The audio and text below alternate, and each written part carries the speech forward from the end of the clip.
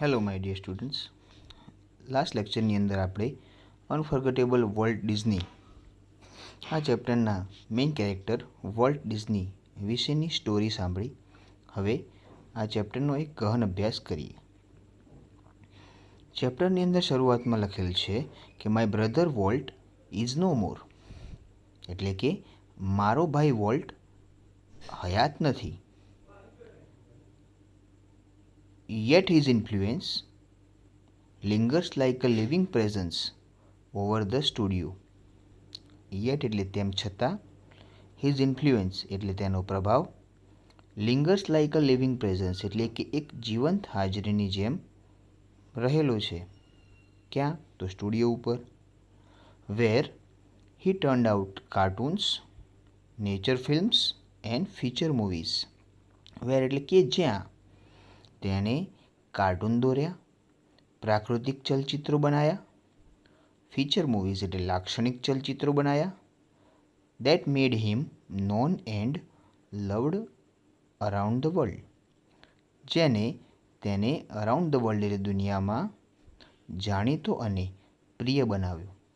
તો એ આખું વાક્ય છે, એનું આખું ગુજરાતી શું થાય કે મારો ભાઈ વોલ્ટ હયાત નથી, તેમ છતાં તેનો પ્રભાવ સ્ટુડિયો ઉપર એક જીવંત હાજરીની જેમ રહેલો છે, જ્યાં તેને કાર્ટૂન દોર્યા, પ્રાકૃતિક ચલચિત્રો બનાવ્યા, લાક્ષણિક ચલચિત્રો બનાવ્યા અને જેને તેને સમગ્ર દુનિયામાં જાણીતો અને પ્રિય બનાવ્યો. રાઇટર હવે આગળ કહે છે, even now as I walk around the studio crew I half expect to encounter that tall country boy figure headboard in thought about some new project.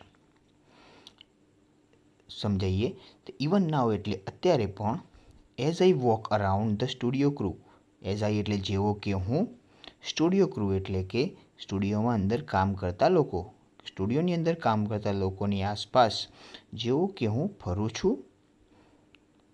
આઈ એટલે કે હું, હાફ એક્સપેક્ટ એટલે કે થોડી આશા રાખું છું. શેની? કે ટુ એન્કાઉન્ટર એટલે સ્પર્ધા કરવી. કોની સાથે? That tall country boy figure એટલે કે પેલી ઊંચા ગ્રામીણ છોકરાની આકૃતિ, કે જે શું કરી રહ્યું હતું? તો હેડ બોર્ડ હતું, જેનું માથું નીચે ઝુકાવેલું હતું. In thought about some new project એટલે કંઈક નવા પ્રોજેક્ટના વિચારમાં તેનું માથું નીચે ઝુકાવેલું હતું. તો આખા વાક્યનું ગુજરાતી એમ થાય કે અત્યારે પણ જેવો કે હું સ્ટુડિયોની અંદર કામ કરતા લોકોની આસપાસ ફરું છું, હું કોઈક નવા પ્રોજેક્ટના વિચારમાં માથું ઝુકાવેલા પેલા ગ્રામીણ છોકરાની આકૃતિ સાથે સ્પર્ધા કરવાની થોડી આશા રાખું છું. Walt was so much the driving force behind all we did, from making movies to building Disneyland, that people constantly mention his name as if he were still alive. અહીંયા એવું કહેવા માગે છે કે વોલ્ટ એક ડ્રાઇવિંગ ફોર્સ હતું. Driving force એટલે શું થાય? પ્રેરક બળ અથવા તો ચાલક બળ. બિહાઇન્ડ ઓલ વી ડીડ એટલે અમે જે કંઈ પણ કાર્ય કર્યું એના પાછળનું સૌથી વધારે પ્રેરક બળ વોલ્ટ હતો. શું કામ કર્યું હતું એમની? કે from making movies to building Disneyland એટલે કે ચલચિત્રો બનાવવાથી લઈને ડિઝનીલેન્ડના બાંધકામ સુધી અમે જે કંઈ પણ કર્યું એમાં સૌથી વધારે પ્રેરક બળ વોલ્ટ હતો. દેટ એટલે કે જેથી લોકો કોન્સ્ટન્ટલી એનું નામ એટલે કે સતત એનું નામ એવી રીતે મેન્શન કરે છે, એટલે એવી રીતે રજૂ કરે છે, એઝ ઇફ એટલે જાણે કે, હી વેર સ્ટીલ અલાઇવ જાણે કે તે હજુ જીવતો હોય. તો આખું વાક્ય લેવું હોય તેમ લઈ શકાય કે ચલચિત્રો બનાવવાથી લઈને ડિઝનીલેન્ડના બાંધકામ સુધી અમે જે કંઈ પણ કર્યું એમાં સૌથી વધારે પ્રેરક બળ વોલ્ટ હતો, જેથી લોકો સતત રીતે એનું નામ એવી રીતે લે છે જાણે કે તે હજુ જીવતો હોય. સી વોલ્ટ ડિઝની આજે હયાત નથી, તેમ છતાં પણ એનો ભાઈ જ્યારે આ ચેપ્ટરનું વર્ણન કરે છે એ વખતે આપણા આગળ એક એવી આકૃતિ રજૂ કરવા માગે છે કે એનો ભાઈ હજુ જીવતો છે. આગળ જોઈએ. Every time V saw a new picture or open a new feature at Disneyland, someone is bound to say, I wonder how Walt would like it. એમ કહે છે કે દરેક સમયે અમે નવું ચલચિત્ર બતાવીએ અથવા તો ડિઝનીલેન્ડની અંદર કોઈક નવું ફીચર એડ કરીએ તો એ સમયે someone is bound to say એટલે કોઈક તો કહેવા માટે બંધાયેલું જ હોય કે આઈ વન્ડર એટલે કે હું આશા રાખું છું, હું ધારું છું, how volt would like it એટલે કેવી રીતે વોલ્ટને આ ગમશે. વોલ્ટ ડિઝની એના જીવનની અંદર એટલા જોરદાર ચલચિત્રો બનાવ્યા, કાર્ટૂન બનાવ્યા, એના કારણે લોકોને એના મરણના 50 વર્ષ પછી પણ એવી બીક છે કે વોલ્ટ ડિઝની આજે હયાત હોત તો એને આ કઈ રીતે ગમતું. એ લોકો તો વોલ્ટ ડિઝનીને પોતાની આસપાસ જ છે એમ જ માને છે. એટલા માટે કંઈક પણ નવું કરતાં પહેલાં પણ મનની અંદર એકવાર તો વિચાર કરે જ છે કે વોલ્ટ ડિઝનીને આ ગમશે ખરું. એન્ડ વેન ધીસ હેપન્સ અને જ્યારે આવું થાય છે આઈ પર્સનલી બી રિયલાઇઝ મને વ્યક્તિગત રીતે ભાન થાય છે કે it was something he himself had planned. મને વ્યક્તિગત રીતે શું ભાન થાય છે તે એવું જ કંઈક હતું જેની યોજના એને પોતે જ બનાવી હતી. અમે તો માત્ર એને આકાર આપ્યો છે. અમે જે કંઈ પણ નવું બનાવ્યું એ કંઈ અમારું નથી, એ વોલ્ટ ડિઝનીનું પોતાનું જ હતું એવું મને વ્યક્તિગત રીતે મને જ ભાન થાય છે. એના પાછળનું એક જ રીઝન છે, એમ કહે છે કે my imaginative and ઇન્ડસ્ટ્રીયસ brother left in a projects in progress to keep the rest of us busy for many years. My imaginative and ઇન્ડસ્ટ્રીયસ brother એટલે કે મારો કલ્પનાશીલ અને ઇન્ડસ્ટ્રીયલ એટલે ઉદ્યમી સખત મહેનતુ હોય કે મારા કલ્પનાશીલ અને સખત મહેનતુ ભાઈએ વર્ષો સુધી રેસ્ટ ઓફ અસ એટલે અમારામાંથી બચેલા લોકોને બિઝી રાખવા માટે ઇનફ પ્રોજેક્ટ એટલે પર્યાપ્ત પ્રોજેક્ટ ચાલુ અવસ્થામાં મૂક્યા છે. હવેથી ચેપ્ટરનો એક બીજો ભાગ રજૂ થાય છે કે ભાઈ વોલ્ટ ડિઝની સાથે ઘણા બધા લોકોએ કામ કર્યું છે. વોલ્ટ ડિઝની જોડે એવા લોકો પણ કામ કર્યું છે કે જે પ્રોડ્યુસર્સ હતા, એનિમેટર્સ હતા, અમુક એવા લોકો હતા કે જે વોલ્ટ ડિઝનીનો કાર્યક્રમ જોતા એના પ્રેક્ષકો, અમુક એવા પણ લોકો હતા કે જે વોલ્ટ ડિઝની પાછળ પૈસા લગાવતા. આપણે સ્ટોરીમાં સાંભળ્યું કે વોલ્ટ ડિઝનીએ પોતાની લાઈફની અંદર મોટા મોટા ડિઝાસ્ટર જોયેલા છે, ઘણી વખત એને દેવું કરેલું છે. એટલે તમામ પ્રકારના લોકો માટે વોલ્ટ ડિઝનીની પર્સનાલિટી શું હતી એના વિશેનો ભાગ આગળ છે. સૌથી પહેલાં કોમન એવી છે કે Walt was a complex man, કે વોલ્ટ એક જટિલ માણસ હતો.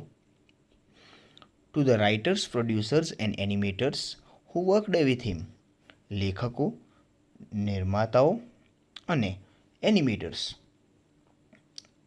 કે જે તેની સાથે કામ કરતા, એમના માટે વોલ્ટ કેવો હતો તો હી વોઝ અ જીનિયસ. એ એક એવો હોશિયાર માણસ હતો who had an extraordinary ability to add an extra stroke of imagination to any story or idea, કે જેની પાસે એક એક્સ્ટ્રા ઓર્ડિનરી એબિલિટી હતી એટલે કે અસાધારણ ક્ષમતા હતી. કઈ અસાધારણ ક્ષમતા એટલે કે કોઈપણ સ્ટોરી અથવા આઈડિયામાં, કોઈપણ વાર્તા અથવા વિચારમાં એક્સ્ટ્રા સ્ટ્રોક ઓફ ઇમેજિનેશન એટલે કલ્પનાનો વધારાનો હિસ્સો એડ કરવાની એટલે ઉમેરવાની એક તાકાત હતી. તો એટલાનું ગુજરાતી એકવાર ફરી જોઈએ કે લેખકો, નિર્માતાઓ અને એનિમેટર કે જેણે તેમની સાથે કામ કર્યું તેમના માટે તે એક એવો હોશિયાર હતો કે જેની પાસે કોઈપણ વાર્તા અથવા વિચારમાં કલ્પનાનો વધારાનો હિસ્સો ઉમેરવાની એક અસાધારણ ક્ષમતા હતી. બીજો ભાગ છે to the millions of people એટલે કે લાખો લોકો હુ વોચડ હિઝ ટીવી શો કે જેમણે તેનો ટીવી શો જોયો. એમના માટે વોલ્ટ શું હતો તો he was a warm and kindly personality. એમના માટે એ દયાળુ અને હૂંફ આપનાર વ્યક્તિત્વ ધરાવતો વ્યક્તિ હતો કે જે bringing fun and pleasure in to their homes કે જે તેમના ઘરમાં ફન એટલે ખુશી અને પ્લેઝર એટલે આનંદ લાવતો. થર્ડ નંબર છે ટુ ધ બેન્કર્સ એટલે કે નાણાં ધીરનાર, જે પૈસા આપતા હોય ઉછીના વ્યાજે, ધ બેન્કર્સ હુ ફાઇનાન્સ્ડ અસ, નાણાં ધીરનારાઓ કે જેમને અમારા પાછળ નાણાં લગાવ્યા, મતલબ અમને પૈસા ધીર્યા. આઈ એમ શ્યોર, મને ખાતરી છે, he seemed like a wild man, એમના માટે તે એક વાઇલ્ડ મેન હશે. વાઇલ્ડ મેન એટલે એમ કહી શકાય કે ભાઈ નક્કામો માણસ, જંગલી માણસ હશે. એન્ડ હેલબેન્ટ ફોર બેન્કરપ્સી, કે જે વ્યક્તિ બેન્કરપ્સી એટલે કે દિવાળું ફૂંકવા માટે હેલબેન્ટ હોય એટલે કૃતજ્ઞ હોય. તો ફરીથી કે ભાઈ નાણાં ધીરનારાઓ કે જેમણે અમારી પાછળ નાણાં લગાવ્યા, મને ખાતરી છે કે તેમના માટે તે એક જંગલી માણસ હતો કે જે દિવાળું ફૂંકવા માટે કૃતજ્ઞ હતું. એન્ડ ટુ મી, ચોથો ભાગ છેલ્લો, રાઇટર એમ કહે છે મારા માટે મારો ભાઈ શું હતો, તો કે he was my amazing kid brother, full of impractical dreams that he had made come true. મારા માટે તે એક મારો અમેઝિંગ કિડ બ્રધર એટલે કે અદ્ભુત નાનો ભાઈ હતો કે જે ઇમ્પ્રેક્ટિકલ ડ્રીમ્સ એટલે કે અવ્યવહારુ સપનાઓથી ભરપૂર હતો અને જે તેને કમ ટ્રુ એટલે કે સાચા સાબિત કરી બતાવ્યા. તો આ વાત થઈ અલગ અલગ પ્રકારના લોકો વોલ્ટ ડિઝની માટે શું મહત્ત્વ ધરાવતા હતા. એના પછી જે પેરેગ્રાફ છે એની અંદર એમના બાળપણની એક વાત કરી છે. The apple orchards and weeping willows stand green and beautiful at our old farm. Apple orchards એટલે સફરજનની વાડીઓ, એન્ડ વીપિંગ વિલોઝ એટલે દેવદારના વૃક્ષો અમારા જૂના ખેતરે લીલા અને સુંદર લાગતા.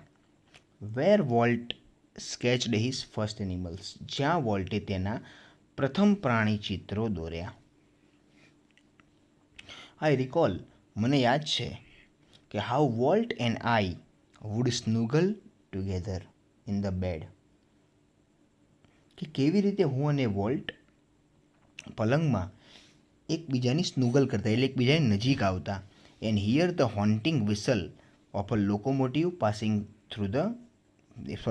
ઇન ધ નાઇટ, અને રાત્રે પસાર થતી લોકોમોટિવ એટલે કે ટ્રેનની હોન્ટિંગ વિસલ એટલે કે ડરાવની સિસોટીનો અવાજ સાંભળતા.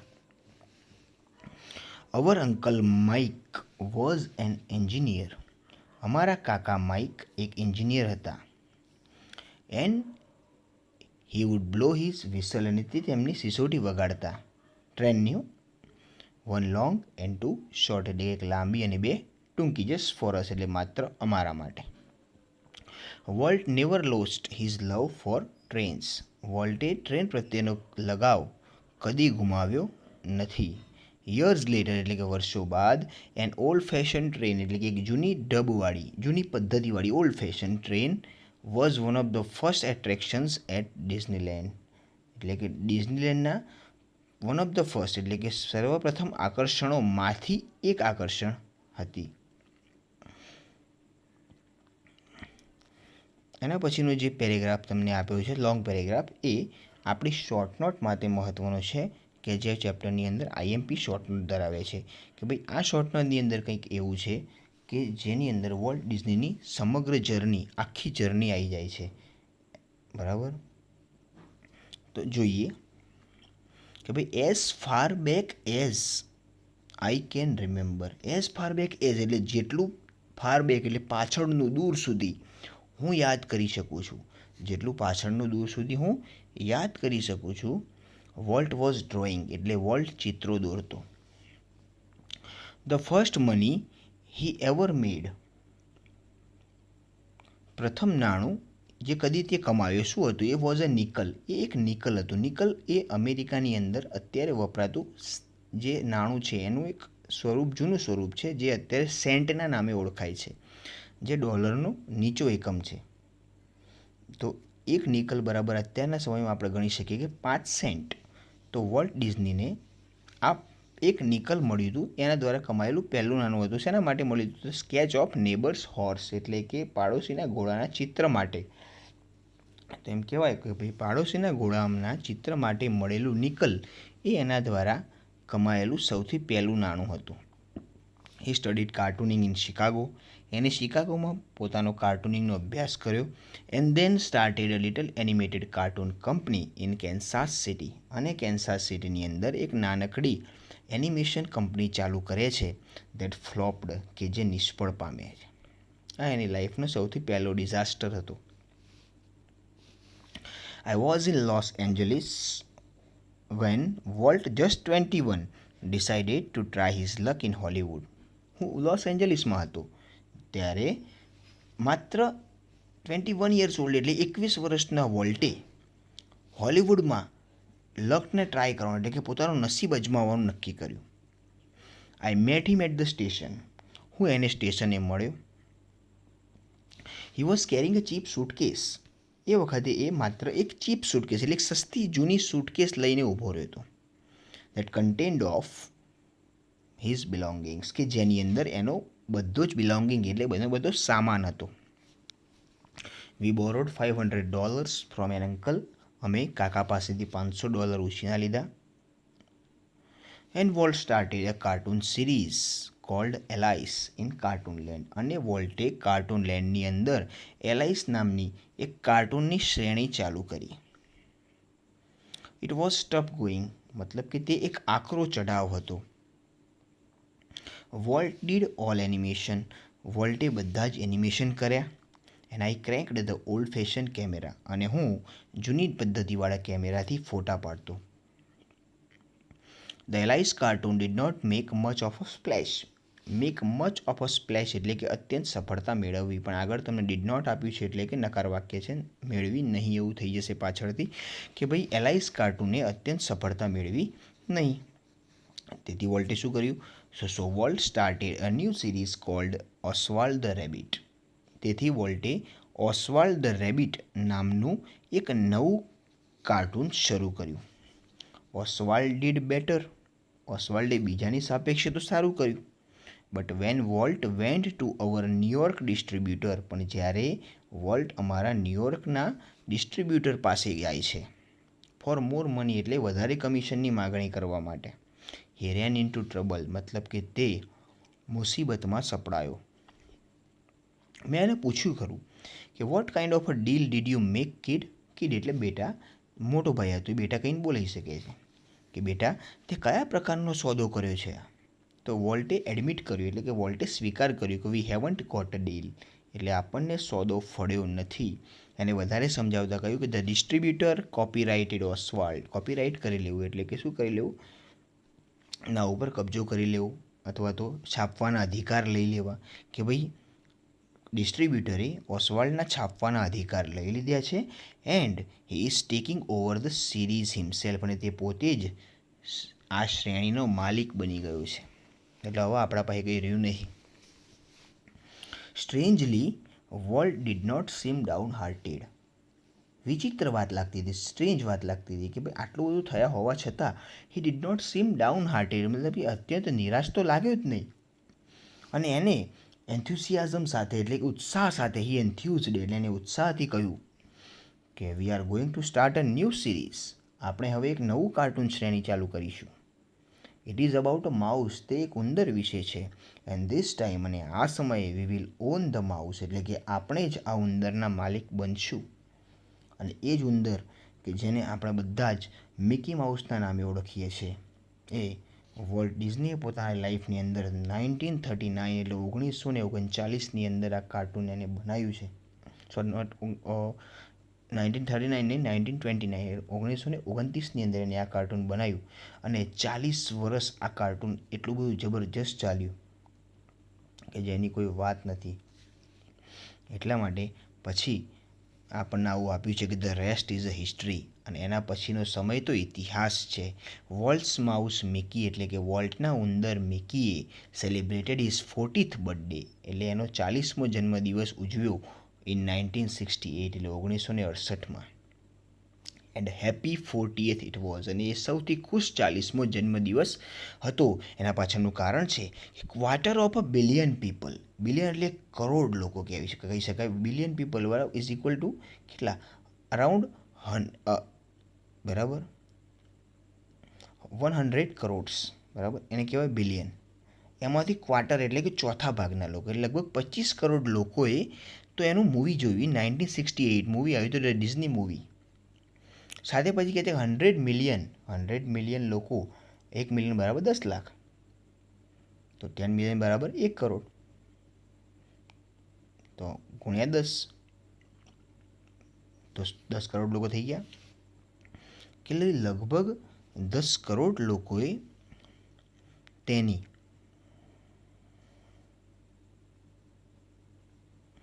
ડિઝની ટીવી શો જોયો.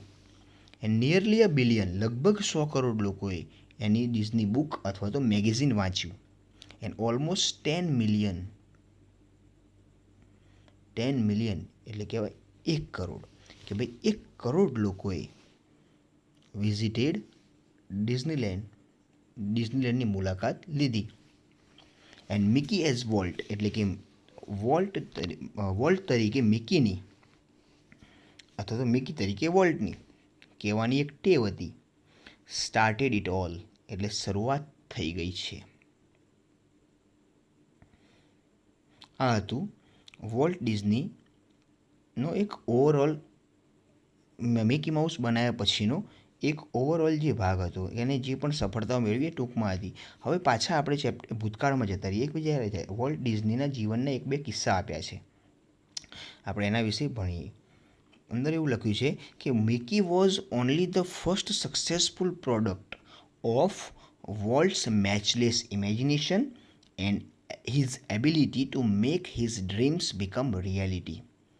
એમ કહે છે કે મિકીએ વોલ્ટની મેચલેસ ઇમેજિનેશન એટલે કે અજોડ કલ્પના શક્તિનું અને his ability to make dreams become reality એટલે કે સપનાઓ સાકાર કરવાની ક્ષમતાનું એકમાત્ર સક્સેસફુલ પ્રોડક્ટ હતી, એટલે કે સફળ પેદાશ હતી.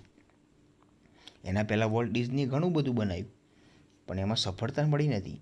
પણ એમ કહે છે કે મિકીએ વોલ્ટની અજોડ કલ્પના અને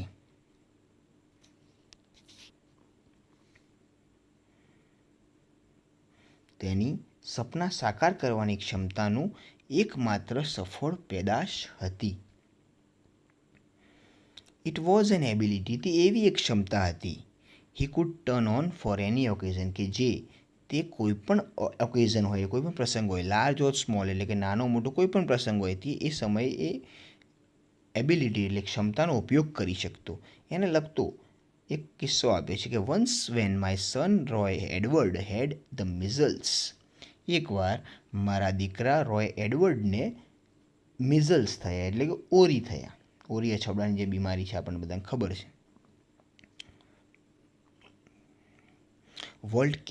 વોલ્ટ આવ્યો and told him the story of Pinocchio, અને એ સમયે એને પિનાકિયોની વાર્તા કહી. એ જે વાર્તા હતી he was making at the time, એ સમયે એ વાર્તા એ બનાવી રહ્યો હતો. એ વાર્તા હજુ પૂરી થઈ નથી, તેમ છતાં વોલ્ટે એ વાર્તા, પિનાકિયોની વાર્તા મારા દીકરા રોય એડવર્ડને સંભળાવી કે જ્યારે એને ઓરી અછબડા હતા. When Walt told the story, જ્યારે વોલ્ટ વાર્તા કહેતો, it was a virtuous performance, મતલબ કે તે એક અસાધારણ રજૂઆત હોય. His eyes riveted his listener, મતલબ એની આંખો તેના શ્રોતાની ધ્યાન સંપૂર્ણપણે ખેંચી લેતી. હિઝ મુસ્ટેચ ટ્વિચ્ડ એક્સપ્રેસિવલી એટલે કે હાવભાવ સાથે તેની જે મૂછ હતી એ વળતી. His eyebrows rose and fell, એની જે ભ્રમર હતી એ ઊંચી નીચી થતી. એન્ડ હિઝ હેન્ડ્સ, અને તેના હાથ moved with the grace of musical conductor, મતલબ કે એક સંગીત સંચાલકની જેમ હલનચલન કરતા. જેમ આપણે કોઈ પણ વ્યક્તિ સંગીત વગાડતો હોય તેના હાથ પણ હલાવતો હોય જોડે જોડે, તો એ રીતે તેના હાથ એક સંગીત સંચાલકની જેમ હલનચલન કરતા. Young Roy was so wide eyed at the Walt's graphic telling of a fairy tale. વોલ્ટની ફેરી ટેલ એટલે એક કાલ્પનિક વાર્તાની ગ્રાફિકલ ટેલિંગ એટલે કે એક હાવભાવવાળી રજૂઆતથી વાઇડ આઈડ થઈ ગયો, મતલબ કે આશ્ચર્યચકિત પામ્યો. That he forgot all about his measles, અને તે તેના ઓરી અછબડા વિશે બધું ભૂલી ગયો. લેટર એટલે પછી when he so the finished picture, પણ જ્યારે એણે સંપૂર્ણ ચલચિત્ર જોયું આ પિનાકીઓનું, હી વોઝ સ્ટ્રેન્જલી ડિસઅપોઇન્ટેડ, એ વિચિત્રપણે નિરાશ થયો. રોય એડવર્ડને નિરાશા થઈ. કેમ? એને કહ્યું બી ખરું કે ભાઈ it did not seem as exciting as when uncle Walt told, એટલે કે જ્યારે અંકલ વોલ્ટે આના વિશે વાત કહી હતી એ સમયે જેટલું ઇન્ટરેસ્ટિંગ મને લાગ્યું, એટલું એક્સાઇટિંગ રસપ્રદ મને લાગ્યું, એટલું રસપ્રદ લાગતું નથી. એના પછી બીજો એક કિસ્સો છે એના જીવનનો, એના વિશે આપણે વાત કરીએ કે ભાઈ લાઈક મેની પીપલ, એટલે ઘણા બધા લોકોની જેમ હું વર્ક ટુ ક્રિએટ હ્યુમર, કે જે લોકો હ્યુમર પેદા કરવાનું કામ કરે છે, લોકોની અંદર રમૂજ પેદા કરવાનું કામ કરતા હોય છે. Walt took it very seriously, એટલે વોલ્ટ પણ પોતાના કામને ખૂબ જ ગંભીરપણે લેતો. He would often sit glumly through the funniest cartoon, તે ઘણીવાર કોઈપણ એક ફનીએસ્ટ કાર્ટૂન, એટલે કોઈપણ એક આનંદ આપે, સૌથી વધારે ખુશી પમાડે એવું કાર્ટૂન હોય એની સામે પણ ગ્લુમિલી, એટલે કે અત્યંત ઉદાસીનતાથી બેસતો. એ શું કરતો? એ ગાંડો હતો? ના, એ ત્યાં બેસીને શું કરતો? તો concentrating on some way to improve it, એટલે કે તેને અંદર એમાં કંઈક સુધારો કરવાના કોઈક રસ્તા પર કોન્સન્ટ્રેશન કરતો, એટલે એકાગ્રતા કરતો. Walt valued opinions of those working with him, Walt એની સાથે કામ કરતા તમામ લોકોના જે ઓપિનિયન્સ, એટલે કે મત હતા, એની વેલ્યુ કરતો, એટલે એની કદર કરતો. બટ ધ ફાઇનલ જજમેન્ટ, પરંતુ અંતિમ નિર્ણય વોઝ ઓલવેઝ અનક્વેશ્ચનેબલી હિઝ, પરંતુ અંતિમ નિર્ણય હતો એ કોઈપણ જાતના ક્વેશ્ચન વગર, એટલે કોઈપણ જાતના વિરોધ વગર હંમેશા તેનો જ રહેતો. તો એની એક નાનો કિસ્સો છે કે ભાઈ વોલ્ટ બધાનું સાંભળતો ખરો પણ અંતિમ નિર્ણય પોતે લેતો. તેનો એક નાનો કિસ્સો છે કે once after viewing a new cartoon with evident displeasure, એટલે કે એકવાર એક નવું કાર્ટૂન અત્યંત ઉદાસીનતા સાથે જોઈ, Walt called for comments from a group of our people, અમારા ગ્રુપના કેટલાક લોકોને વોલ્ટે કોમેન્ટ્સ કરવા, એટલે કે ટીકા ટિપ્પણી કરવા માટે બોલાવ્યા. વન આફ્ટર અનધર દે સ્પોક અપ, એક પછી બીજા તેઓ બધા બોલ્યા. એન્ડ ઓલ ઇકોઈંગ વોલ્ટ્સ ક્રિટિઝમ, અને બધાએ જ વોલ્ટની ક્રિટિઝમ, એટલે વોલ્ટની ટીકાના ઇકો કર્યા, એટલે પડઘા પાડ્યા. પણ વોલ્ટે પણ સ્નેપ કર્યું, એટલે કે ત્વરિત ગુસ્સાથી જવાબ આપ્યો કે I can get rubber stamp, એટલે કે હું સિક્કો મરાવી શકું. દેટ સેઝ, કે જે કહેતો હોય યસ વોલ્ટ, એટલે કે હા વોલ્ટ તું સાચો છે, એવું એને કહ્યું. વોલ્ટે કહ્યું તમે ભલે મારી ટીકા કરો છો, બાકી હું સિક્કો મરાવી શકું છું કે જે કહેતો હોય કે હું સાચો છું. દેન હી વિલ્ડ, પછી એ ગોળ ફર્યો એન્ડ આસ્ક ધ પ્રોજેક્શનિસ્ટ, અને પછી જે વ્યક્તિ પ્રોજેક્ટર સાચવતો હોય એને પૂછ્યું કે વોટ હી થોટ, કે એ શું વિચારે છે.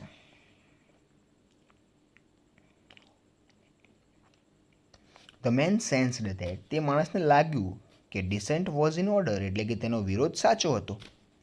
લોકોએ એનો જે વિરોધ કર્યો એ સાચો હતો, એ બધાને એને પણ એવું જ લાગ્યું. તો એના પછી વોલ્ટે ડિક્લેર કર્યું કે I think you are all wrong, મને લાગે છે કે તમે બધા ખોટા છો. એને સેજ સ્મિત આપ્યું, ગ્રીન સ્મિત આપ્યું, જસ્ટ ગ્રીન્ડ એન્ડ પેલાને હી સજેસ્ટેડ, પેલાને સૂચન કર્યું, કોને? પેલા પ્રોજેક્શનિસ્ટને, કે you stick to your projector, મતલબ કે તું તારું પ્રોજેક્ટર સાચવીને બેસી રહે. હવે એના પછીનો જે નાનો કિસ્સો છે એની અંદર વોલ્ટને બાળક પ્રત્યે કેટલો લગાવ હતો એના વિશે વાત કરી છે કે volt involve himself in everything, volt પોતાની જાતનો સમાવેશ દરેક જગ્યામાં કરતો. During one story conference on Mickey mouse club TV show, the storyman pointer in his hand was outlining a sequence called How to Ride a Bicycle. એકવાર એવું થાય છે કે ભાઈ Mickey mouse club TV show ઉપર એક story conference દરમિયાન એક સ્ટોરી કહેનાર માણસ કે જેના હાથમાં પોઇન્ટર હતું, એટલે એક નિર્દેશક લાકડી હતું, એ શું કરી રહ્યો હતો? તો how to ride a bicycle નામની એક શ્રેણી હતી એને આઉટલાઇનિંગ કરી રહ્યો હતો, મતલબ એક બહારી ખ્યાલ આપી રહ્યો હતો, મતલબ ટ્રેલર બતાવી રહ્યો હતો. આપણે જેમ ટ્રેલર જોઈએ છે મૂવીનું એ રીતે. હી બિગન, એને વાર્તા શરૂ કરતાં કહ્યું કે now when you get on your bicycle, હવે જ્યારે તમે તમારી સાયકલ પર બેસો છો, આવું કહીને એને વાર્તા ચાલુ કરી. વોલ્ટ સ્ટોપ્ડ હિમ, તરત જ વોલ્ટે એને અટકાયો અને એને સૂચન કર્યું કે change your bicycle to a bicycle, મતલબ કે તારી આ વાક્યની અંદર યોર બાઇસિકલ નામનો જે શબ્દ છે એ શબ્દને બદલી અને ખાલી બાઇસિકલ કરી નાખ. બધાએ કીધું કેમ આવું કહે છે? તેણે જવાબ આપ્યો કે રિમેમ્બર, યાદ રાખો, every kid is not fortunate enough, દરેક બાળક એટલું પૂરતું નસીબદાર હોતું નથી to have a bicycle of his own, કે જેની પાસે પોતાની સાયકલ હોય. વોલ્ટ ડિઝની જાણતો હતો કે કાર્ટૂનની બાળકના જીવન ઉપર એક ગંભીર અસર થતી હોય છે. તો આપણે જો કાર્ટૂન બનાવનાર વ્યક્તિઓ બાળકોને એવો પ્રેરણા આપીશું કે તમે પોતાની સાયકલ લાવો, તો ઘણા બાળકોનું નસીબ એવું નથી હોતું એ પોતાની સાયકલ લાવી શકે. તો એટલા માટે યોર બાઇસિકલ નામના શબ્દને બાઇસિકલ નામના શબ્દથી બદલી નાખે, એને એવું કીધું. હવે થોડી ઘણી ડિઝનીલેન્ડ વિશેની ચર્ચા આરંભ થાય છે કે the story of Disneyland perhaps better than anything else which illustrates Walt's vision and his stubborn determination to realize an idea he believed in. ડિઝનીલેન્ડની વાર્તા એ કદાચ બીજા બધા કરતાં તો સારી જ હશે કે જે વોલ્ટનો વિઝન એટલે વોલ્ટનો દૃષ્ટિકોણ અને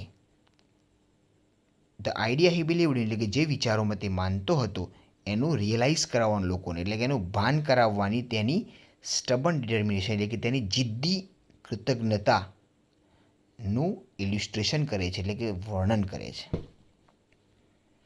દરેક ઘણી બધી વસ્તુ હતી કે જે વોલ્ટને બે વસ્તુ રજૂ કરતી. એક વોલ્ટનો દૃષ્ટિકોણ શું હતો, બીજું કે જે વિચારોમાં એ માનતો હતો એ વિચારોને દુનિયાને ભાન કરાવવાની એની એક જિદ્દી પ્રકારની કૃતજ્ઞતા હતી. મતલબ એ જિદ્દી માણસ હતો કે હું જે વિચારું છું એ દુનિયા વિચારવી જ જોઈએ.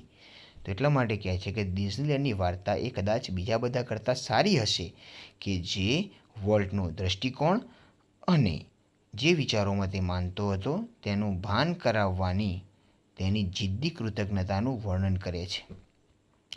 ફોર યર્સ એટલે વર્ષો માટે Walt had quietly nursed the dream of a new kind of amusement park.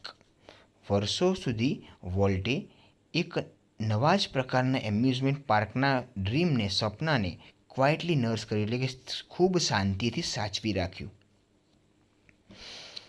It would be the potpourri of all the ideas conjured up by his fertile imagination. એને વિચાર્યું કે ભાઈ એ શું હશે, આ જે એમ્યુઝમેન્ટ પાર્ક છે શું હશે? તેમ કહે છે કે ભાઈ હિઝ ફર્ટાઇલ ઇમેજિનેશન એટલે કે તેની ફળદ્રુપ કલ્પના દ્વારા કન્ઝર્ટ થયેલા એટલે કે રચાયેલા બધા જ વિચારોનું પોટપોરી હશે, એટલે કે બધા જ વિચારોનો સંગ્રહ હશે, કલેક્શન હશે, એને કહેવાય potpourri. But the idea of sinking millions of dollar into an amusement park, પરંતુ મિલિયન્સ ઓફ ડોલર્સ એટલે લાખો ડોલર એક એમ્યુઝમેન્ટ પાર્કની અંદર સિંક કરી દેવા એટલે નાખી દેવાનો જે વિચાર, અને બીજો વોલ્ટ્સ કાઇન્ડ ઓફ એમ્યુઝમેન્ટ પાર્ક, વોલ્ટના પ્રકારનો એમ્યુઝમેન્ટ પાર્ક બનાવવાનો વિચાર સીમ્ડ સો પ્રીપોસ્ટરિયસ, એ લગભગ મૂર્ખતા ભર્યો લાગતો હતો. એ સમયની વાત છે, 1955ની વાત છે અહીંયા, 1955ની, કે ભાઈ એક તો લાખો ડોલર તમે કમાયા, એ ડોલરને એક નવા ધંધાની અંદર નાખી દેવાનો વિચાર, એ બી એક એમ્યુઝમેન્ટ પાર્ક જેવી વસ્તુમાં, અને એવો એક નવા પ્રકારનો એમ્યુઝમેન્ટ પાર્ક જે વોલ્ટ ડિઝની બનાવવા માગતો હતો, એવો દુનિયામાં હતો જ નહીં પહેલાં. તો એવો બનાવવાનો વિચાર એ એકદમ મૂર્ખતા ભરેલો લાગતો. એટલે એને શું કર્યું કે he would not mention it to anyone, એટલે એને કોઈને કીધું જ નહીં. He just quietly become planning, એને બિલકુલ શાંતિથી યોજનાઓ શરૂ કરી. As usual though he infused all of us with his own enthusiasm when he finally told us about the project, એટલે કે તેમ છતાં જ્યારે તેણે અમને અંતે આ પ્રોજેક્ટ વિશે જણાવ્યું ત્યારે એઝ યુઝ્યુઅલ એટલે કે સામાન્ય રીતની જેમ જ અમારા બધામાં એનો હિઝ એન્થુઝિયાઝમ એટલે પોતાનો ઉત્સાહ ઇન્ફ્યુઝ કર્યો, એટલે કે રેડ્યો. સમવન આસ્કડ, કોઈકે પૂછ્યું કે volt, how should the Disneyland look, કે ડિઝનીલેન્ડ કેવું લાગવું જોઈએ. ક્વિક કેમ ધ રિપ્લાય, ત્વરિત જવાબ આપ્યો એને. It should look like nothing else on this અર્થ, એવું લાગવું જોઈએ કે જેવું આ પૃથ્વી પર બીજું કાંઈ જ નથી. પ્રેડિક્ટિબલી એટલે કે કદાચ, વી હેડ ટ્રબલ રેઝિંગ મની, અમને પૈસા રેઝ કરવામાં એટલે પૈસા ભેગા કરવામાં તકલીફ પડી. But Disneyland did open in July 1955, પરંતુ જુલાઈ 1955માં ડિઝનીલેન્ડ શરૂ થયું. સિન્સ દેટ ફર્સ્ટ ડે એટલે કે તે પ્રથમ દિવસથી જ મિલિયન્સ ઓફ પીપલ એટલે કે લાખો લોકો હેવ ફોકડ એટલે ભેગા થયા to see the unique creation of Walt's imagination એટલે કે વોલ્ટની કલ્પનાનું યુનિક ક્રિએશન એટલે કે અજોડ સર્જન જોવા માટે લાખો લોકો ભેગા થયા. ક્યારથી? એ પહેલા જ દિવસથી વોલ્ટની કલ્પનાનું અજોડ સર્જન જોવા માટે લોકો ભેગા થાય છે. લાઈક અ કિડ, એક નાના બાળકની જેમ ભેગા થાય છે વિથ અ ન્યૂ ટોય, કે જેની પાસે કંઈક નવું રમકડું આવી ગયું હોય. The biggest and the shiniest toy in the world, કે જે રમકડું દુનિયાનું સૌથી મોટું અને ચમકદાર રમકડું હતું. Walt used to wander through the park, વોલ્ટની ટેવ હતી કે ભાઈ પાર્કની અંદર વાન્ડર કરવાની, રખડવાની ટેવ હતી. And steering as happily as any tourist, અને એક પ્રવાસીની જેમ જ કૃતજ્ઞતાથી આમ કુતૂહલથી તાકી રહેવાની પણ એની ટેવ હતી. સ્ટેર એટલે તાકી રહેવું. The overwhelming success of Walt's crazy idea એટલે કે વોલ્ટના ક્રેઝી આઈડિયા એટલે વોલ્ટના તરંગી વિચારની ઓવરવેલિંગ સક્સેસ એટલે કે અભૂતપૂર્વ સફળતાએ triggered a dramatic about face in Disney fortunes એટલે ડિઝની ફોર્ચ્યુનમાં એટલે ડિઝનીના નસીબમાં ડ્રામેટિક અબાઉટ ફેસ એટલે કે નાટ્યાત્મક ફેરફાર થવાનું ટ્રિગર્ડ બન્યું એટલે કારણભૂત બન્યું. મતલબ વોલ્ટના તરંગી વિચારની અભૂતપૂર્વ સફળતા ડિઝનીના નસીબમાં નાટ્યાત્મક ફેરફાર થવાનું કારણભૂત બન્યું.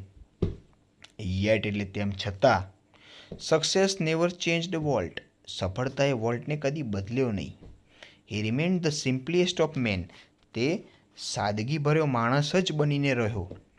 હી હેટેડ પાર્ટીઝ, તેને મિજબાનીઓથી નફરત હતી. His idea of night out, એનો એક જ માત્ર રાત્રિ બહાર ફરવાનો વિચાર હતો. એ શું હતું? A burger and chili at a little restaurant, એક નાના રેસ્ટોરન્ટમાં બેસી અને એક બર્ગર અને એક ચીલી એટલે મરચું ખાવું, એ જ એનો રાત્રિ ફરવાનો વિચાર હતો. હિઝ ઓનલી એક્સ્ટ્રાવેગન્સ, એનો એકમાત્ર બગાડ મતલબ જે ખોટા પૈસા વાપર્યા હોય એનો એકમાત્ર બગાડ શું હતો? કે a miniature railroad that run around the grounds of his home, એક મિનિચર રેલ રોડ એટલે કે રેલમાર્ગની અલ્પાકૃતિ કે જેના એના ઘરના મેદાનને ગોળ ફરતે હતી. અ ફ્રેન્ડ વન્સ આસ્કડ હિમ, એકવાર એના મિત્રએ એને પૂછ્યું કે ભાઈ what do you do with all your money, તું તારા આ બધા પૈસા સાથે શું કરે છે? તો પોઇન્ટિંગ એટ ધ સ્ટુડિયો તરફ આંગળી ચીંધી અને કહ્યું કે I fertilize that field with it, હું તેના વડે પેલા ખેતરને જ ફળદ્રુપ બનાવું છું. And it is true that, અને એ વાત સાચી પણ હતી કે Walt ploughed money back into the company, વોલ્ટે સ્ટુડિયોમાં બધા પૈસા પાછા મેળવી લીધા.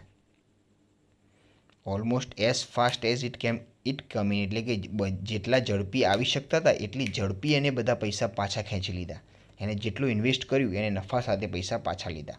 એટલા માટે કહે છે કે એ વાત સાચી છે કે Walt ploughed money back into company એટલે કે એને સ્ટુડિયોમાં બધા જ પૈસા પાછા મેળવી લીધા. એને સ્ટુડિયોમાંથી કંઈક આપ્યું, બરાબર છે, કંઈક શો રજૂ કર્યો અથવા તો કંઈક મૂવી આપ્યું, તો એને બધા જ પૈસા મની પાછા લઈ લીધા. એઝ ફાસ્ટ એઝ કેમ ઇન, જેટલા બની એટલા ઝડપી એ આવી ગયા.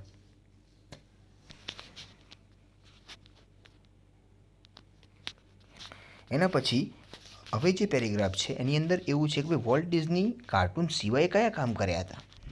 તો એ લખે છે being solvent for the first time since he started in business, મતલબ જ્યારથી એને ધંધો કરવાની શરૂઆત કરી ત્યારથી બિંગ સોલવન્ટ એટલે એક સમૃદ્ધ વ્યક્તિ બનીને ગેવ વોલ્ટ અ ચાન્સ, એને વોલ્ટને એક તક આપી to develop the other ideas એટલે એના બીજા વિચારોનો વિકાસ કરવાની.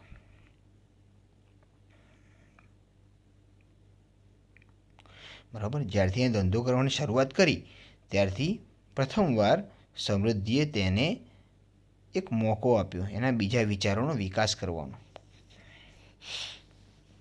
આની અંદર કોનો સમાવેશ થાય છે? તો સમાવેશ થાય છે ડેવલપમેન્ટ ઓફ મિનરલ કાઇન્ડ નામની એક જગ્યાનો વિકાસ. એ જે શું હતી? એન અલ્પાઇન લાઇક વેલી, મતલબ એક પર્વતીય ખીણ હતી કે જે સિરિયા માઉન્ટેન્સની અંદર ઊંચે આવેલી હતી. બરાબર. સિરિયાના પહાડોમાં ઊંચે આવેલી એક પર્વતીય ખીણ મિનરલ કાઇન્ડનો વિકાસ એને કર્યો. બીજા નંબરે આવે છે કેલિફોર્નિયા ઇન્સ્ટિટ્યૂટ ઓફ આર્ટ.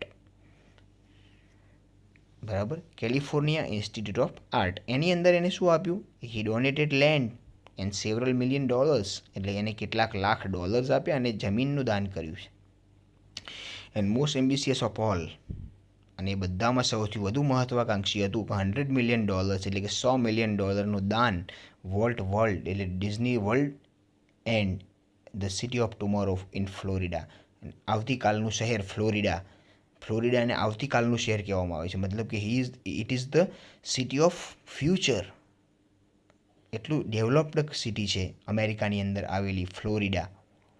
બરાબર. કે આવતીકાલના શહેર ફ્લોરિડામાં અને ડિઝની વર્લ્ડમાં $100 મિલિયન દાન કર્યું છે. ટ્રેજિકલી એટલે કે દુઃખદ રીતે in the midst of all this activity એટલે એની આ બધી જ પ્રવૃત્તિઓની વચમાં Walt was stricken with the fatal illness. Stricken એટલે સપડાયો, ફેટલ ઇલનેસ એટલે કે જીવલેણ બીમારી.